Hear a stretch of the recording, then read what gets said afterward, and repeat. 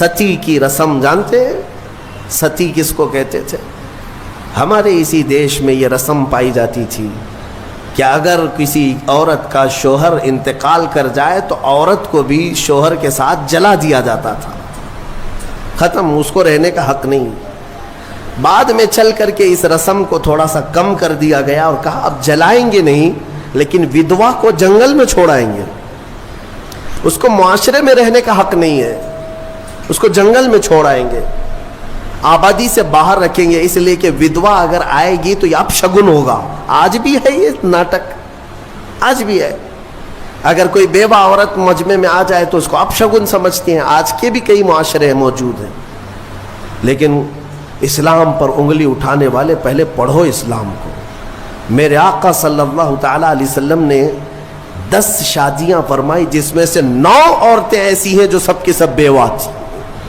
बेवा को मेरे आका सल्लल्लाहु ताला अलैहि वसल्लम ने निकाह के जरिए से अपना करके दुनिया को ये बताया कि बेवा अपशगुन नहीं होती, बल्कि अगर तुमने उसको अपना लिया तो उसकी बदौलत अल्लाह तुम्हारी दुआएं कबूल करता है। बेवा को इस तरह से निकाल करके बाहर कर देना, ये सब मुझे हैरत होती है। आज वो लोग हमें औरतों के हुकूक सिखाने आए हैं जो कितनी तो औरतों को जला दिए, कई औरतों को बेयारो मददगार छोड़ दिया, ज़िंदगी भर उनके लिए शादी करना हराम कर दिया। एक बार शोहर मर गया तो दूसरी बार शादी नहीं करना। वो लोग हमें औरतों के हुकूक सिखा रहे हैं कि औरतों के हुकूक क्या होते हैं। जो जंजीरें डालकर खींचते थे वो हमें औरतों के हुकूक सिखा रहे हैं। हैरत नहीं है? ये मसला ऐसी ही है कि अगर शैतान आपको नमाज के लिए बुलाने आ जाए, उससे ये पूछो तुम कब से शरीफ हो गए। तो ये दुनिया ऐसी है जिन्होंने औरतों पर जुल्म का एक नंगा नाच नाचा है, और वो हमें आज बताते हैं वुमेन्स राइट्स हैं, औरतों के हुकूक हैं। औरतों के हुकूक अल्हम्दुलिल्लाह मेरे मुस्तफ़ा ने बताए हैं। हाँ, कल भी मैंने बताया था अगर घर में बेटी पैदा हो तो रसूल पाक सल्लल्लाहु अलैहि वसल्लम ने उसे जन्नत की बशारत अता की। और फिर इतना ही नहीं, इसी खातून को ही तो देखें, अल्लाह के हबीब सल्लल्लाहु अलैहि वसल्लम ने, बड़ी हो गई, अगर उसके बच्चे हो गए तो बच्चों को कहा गया तेरी माँ के कदमों के नीचे तेरी जन्नत है। अल जन्नतु तहत अक़दामिल उम्महात, माँओं के कदमों के नीचे जन्नत बना दिया। कौन है? इस कदर बुलंद मकाम औरतों को किसने दिया? इस्लाम ने दिया। औरतों के हुकूक के सिलसिले में जो वावेला मचाते हैं, इक्वलिटी नहीं है इस्लाम में, बराबरी नहीं है। बराबरी का मतलब वो लोग ये समझते हैं कि औरत को खुले आम आज़ाद छोड़ देना चाहिए, उस पर कोई पाबंदी नहीं होनी चाहिए। बाहर निकाल करके लाओ, कपड़े उतार करके लाओ, उसके छोटे कपड़ों पर कुछ भी बात मत करो, इसको वो इक्वलिटी कहते हैं, ये बराबरी है। मर्द जब बाहर घूम सकता है तो औरत क्यों नहीं घूम सकती? उनका मतलब ये है कि मर्द अगर एक से ज़्यादा औरत से शादी कर सकता है तो औरत क्यों नहीं कर सकती?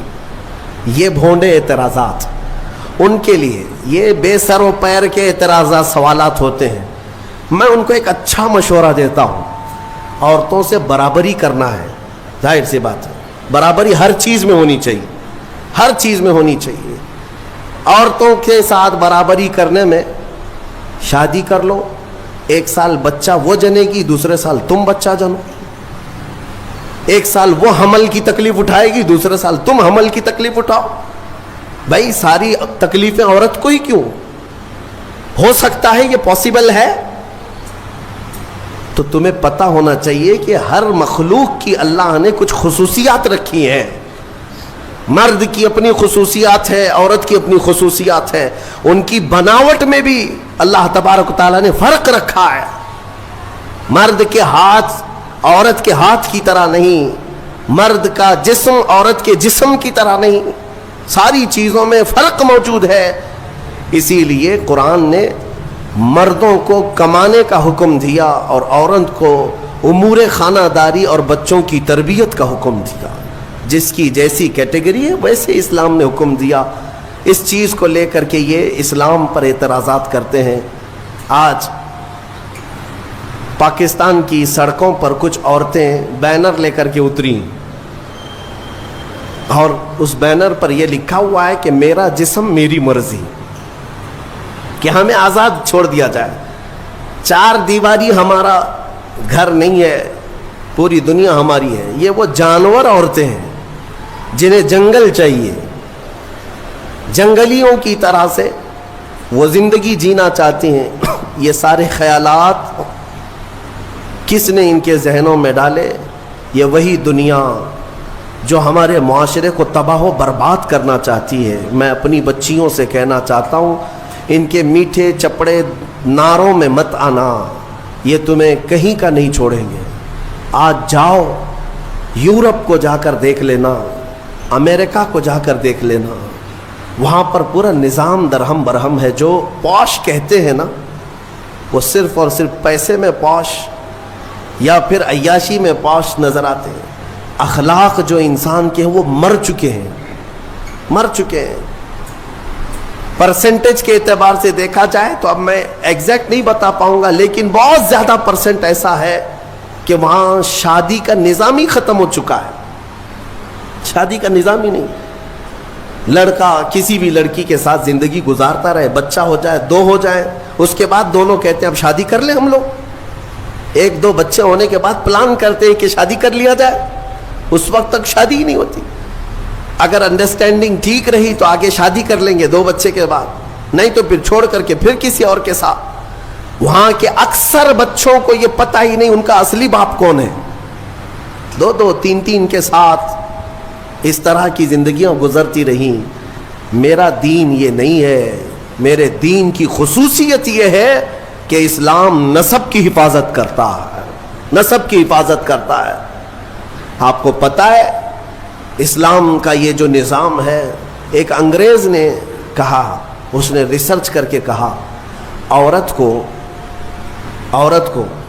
اگر کسی نے طلاق دے دیا, توجہ چاہتا ہوں, اگر کسی نے طلاق دے دیا تو اس کی عدت کیا ہے؟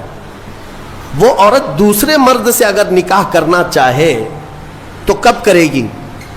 ادھر فوراً زید نے طلاق دے دیا, دوسرے دن دوسرا شادی کر سکتا ہے؟ عدت ہے نا, آپ کو پتا ہے عدت کیا ہے؟ یہ عدت کیا ہے؟ 3 بار عورت کی ماہواری آ جائے, طلاق کے بعد 3 بار عورت کا حیض آ کر ختم ہو چکا ہو, 3 بار حیض آیا اور 3 بار وہ پاک ہوئی, تب اس کی عدت ختم ہو گئی. اب وہ چاہے تو کسی اور سے نکاح کر سکتی. یہ طریقہ ہے شریعت اسلامیہ میں. یہ کیوں رکھا گیا؟ ایک دانشور ہے, بڑا پڑھا لکھا آدمی ہے, لیکن اسلام سے اس کا تعلق تو نہیں, مسلمان نہیں ہے. اس نے کہا مجھے اس بات پر بہت حیرت ہوئی جب میں نے یہ دیکھا عدت کا کیا مسئلہ ہے, اس میں کیوں رکھا گیا. تو اس نے کہا کہ سائنس کے اعتبار سے میں نے پوری جانچ پڑتال کر کے دیکھ لیا کہ اگر عورت پہلے والے شوہر کے ساتھ کچھ راتیں بھی گزاری ہو, کچھ راتیں گزاری اور اس کے بعد پہلے شوہر نے طلاق دے دیا, تو پہلے شوہر کا نطفہ اگر عورت کے جسم کے اندر موجود ہے تو وہ کب تک باقی رہتا ہے؟ تو سائنس کہتی ہے 3 بار عورت کو اگر ماہواری آ گئی تو پہلے والا سارا نطفہ پاک ہو چکا ہوتا ہے, پہلے والے کا کچھ بھی ذرہ بھی باقی نہیں رہتا. اب وہ پوری مکمل کلین ہے, تب جا کر کے وہ دوسرے شوہر کے لیے تیار ہے, دوسرا نکاح کر سکتی ہے. میرے عزیزوں, یہ میں نہیں کہتا, غیروں نے جو پڑھا ہے وہ کہتے ہیں کہ اسلام نے یہ عدت کا جو نظام رکھا ہے وہ صرف اس لیے کہ آنے والا بچہ اس کے نسب میں کوئی اختلاط نہ ہونے پائے, نسب میں کوئی اختلاط نہ ہونے پائے.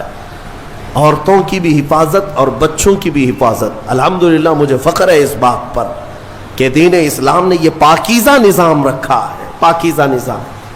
آپ کو پتا ہے آج دنیا یہ سارا نظام درہم برہم کرنا چاہتی ہے.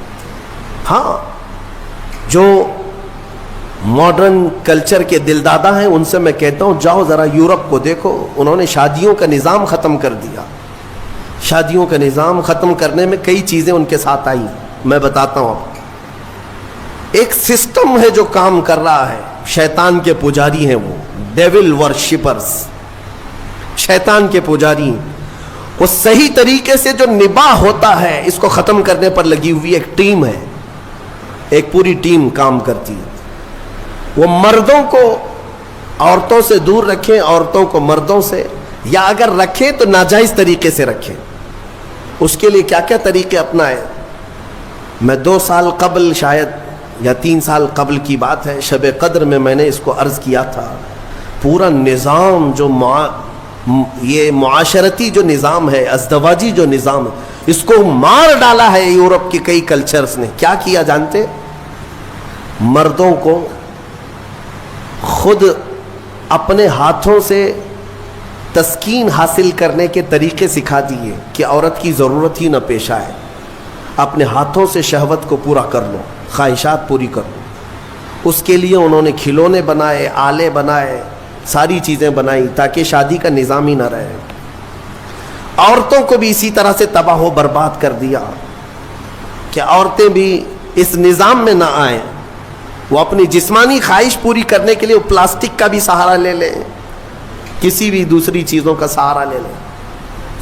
میں نے جب یہ پڑھا کہ باہر کئی جگہ پر مارکیٹ میں باضابطہ سلیکون کی پوری عورتیں ملتی ہیں، پورا کا پورا مرد ملتا ہے، سلیکون ایک ربر ٹائپ کا، اس کا پورا خوبصورت مرد بھی بنایا جاتا ہے، خوبصورت عورت بھی بنائی جاتی ہے، تاکہ جسے اپنی جسمانی خواہش پوری کرنا ہو تو ان کھلونوں کے ساتھ پورا کر لے اور اپنے آپ کو تباہ و برباد کر لے۔ ہوگا کیا اس سے؟ یہ نظام ختم کرنا ہے ان کو کہ ازدواجی نظام ہی نہ رہے، نہ بچے ہوں، نہ صالح معاشرہ ہو، نظام ختم کرے۔